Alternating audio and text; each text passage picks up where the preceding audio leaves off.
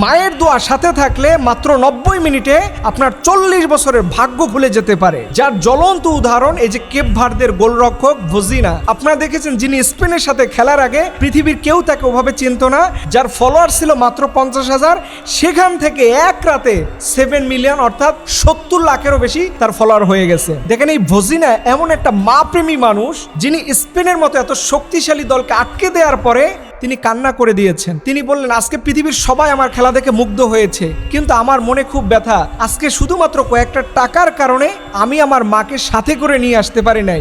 এই কষ্টটা আমার হৃদয়কে ভেঙে দিচ্ছে। দেখেন, একটা মানুষ এরকম বড় একটা সেলিব্রেশন মুহূর্তে তিনি তার মাকে ভুলে যায় না। আসলে ছেলেদের কাছে মায়েরা হচ্ছে শিরোনামহীন, এটার কোনো শুরু আছে, শেষ হবে না। এর জন্য আপনি হিন্দু হন, মুসলিম হন, খ্রিস্টান হন, আপনার মায়ের দোয়া যদি আপনার সাথে থাকে, আপনার জীবনে যে কোনো বয়সে আপনি সফলতার মুখ দেখবেনই। এর জন্য মায়ের খেদমত করা, মায়ের সেবা যত্ন করার ক্ষেত্রে কখনো ভুল করবেন না। দেখেন, কোরআনে একটা সুন্দর কথা আছে, আপনি মুসলমান, আপনার মা হিন্দু, আপনার মা খ্রিস্টান, এরকম যদি হয়, তারপর আপনার মায়ের খেদমত করা আপনার জন্য ফরজ। আল্লাহ তাআলা নিজে ঘোষণা দিয়েছেন, তোমার মা যেমনই হোক তাকে খেদমত করতে হবে। কারণ মায়ের খেদমত যারাই পৃথিবীতে করতে পেরেছে, তারা ইন দ্য মিন টাইমে এমন একটা সময় আসবে, তারা পৃথিবীর সবার সামনে আলোকিত হবে, পৃথিবীর সবাই তাদের জন্য দোয়া করবে।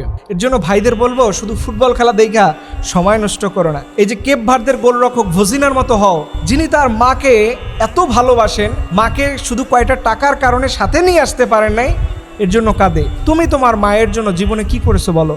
তুমি ব্রাজিলের পতাকাটা নাও, আর্জেন্টিনার পতাকাটা নাও, মায়ের জন্য একটা শাড়ি কিনে দিতে পারছো জীবনে?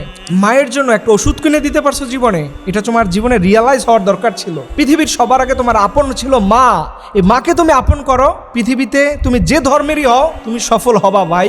মায়ের খেদমত করে, মায়ের দোয়া পেয়ে পৃথিবীতে কেউ ব্যর্থ হয় নাই, তুমিও হবা না ইনশাআল্লাহ। আল্লাহ রাব্বুল আলামিন যেন আমাদের সবাইকে, আমরা যে ধর্মের যেই হই না কেন, আমাদের মায়ের খেদমত যেন বেশি বেশি করার তৌফিক দান করে। সকলে আমিন।